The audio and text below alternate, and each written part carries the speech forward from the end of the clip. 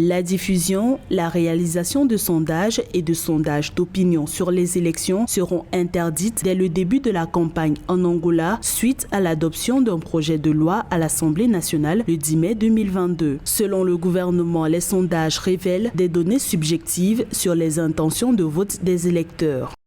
Les sondages électoraux sont souvent accusés de fausser le jeu démocratique parce qu'ils ont plus ou moins un impact sur les comportements électoraux et peuvent influencer les différents électeurs. Dans ce sens, on peut comprendre la pertinence de la démarche du gouvernement qui, a priori, se soucie de la préservation de l'intégrité des choix électoraux des futurs votants. L'interdiction de publication des sondages électoraux crée la polémique dans les rangs de l'opposition. Pour le leader de l'Union nationale pour l'indépendance totale de l'Angola, l'UNITA, Adalberto Costa Jr., l'adoption de cette loi est la preuve de la volonté du parti au pouvoir, le Mouvement populaire de libération de l'Angola, de biaiser le verdict des urnes.